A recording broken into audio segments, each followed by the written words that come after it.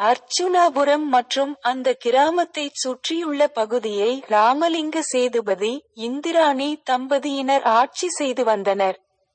இவர்களுக்கு நல்ல தம்பி, நல்லதங்காள் என 2 குழந்தைகள்.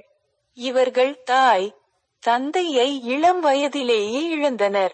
இருந்த போதிலும் அந்த பகுதியை ஆட்சி செய்து வந்த நல்ல தம்பி தன் தங்கை நல்லதங்காளை சீராட்டி வளர்த்து தற்போதைய சிவகங்கை மாவட்டத்தில் உள்ள மானாமதுரையில் வாழ்ந்த ராஜ வம்சத்தைச் சேர்ந்த காசிராஜா என்பவருக்கு திருமணம் செய்து கொடுத்தார்.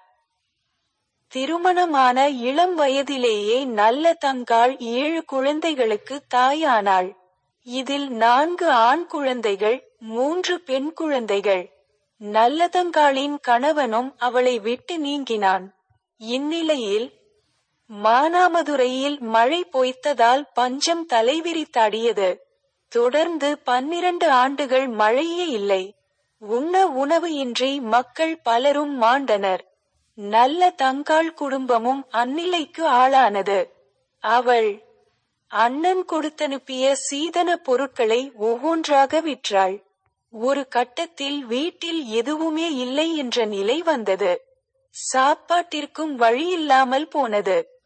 மனம் உடைந்த நல்லதங்காள் தன் 7 குழந்தைகளையும் அழைத்து கொண்டு தான் பிறந்த அர்ச்சுனாபுரம் கிராமத்துக்கு வந்தாள். அப்போது அவளது அண்ணன் நல்லதம்பி வேட்டையாட காட்டுக்கு சென்று இருந்தார். அண்ணன் வரும் வரை அரண்மனையில் தங்கி இருக்கலாம் என்று எண்ணிய நல்லதங்காள் அங்கு சென்றாள். ஆனால் நல்லதம்பியின் மனைவி மூலியலங்காரியோ பல நாட்கள் பட்டினி கிடந்த நல்லதங்காளையும் அவளது பிள்ளைகளையும் உண்ண உணவு கூட கொடுக்காமல் அரண்மனையை விட்டே துரத்தினாள்.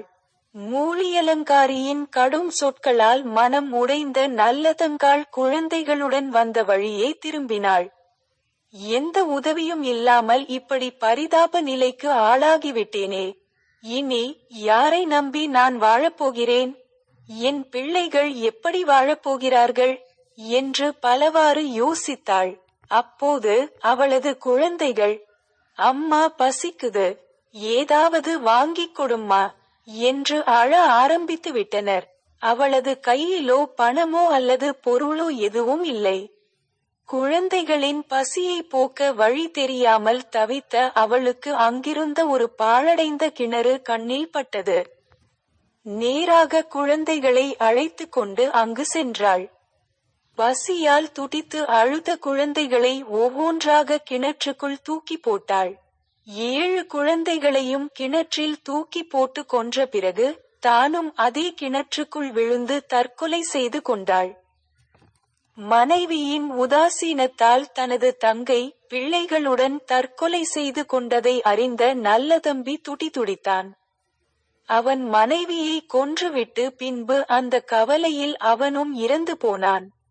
அண்ணன் தங்கை பாசம் என்றால் இதுவல்லவா என்று மெச்சிய சிவனும் பார்வதியும் அங்கே தோன்றினர்.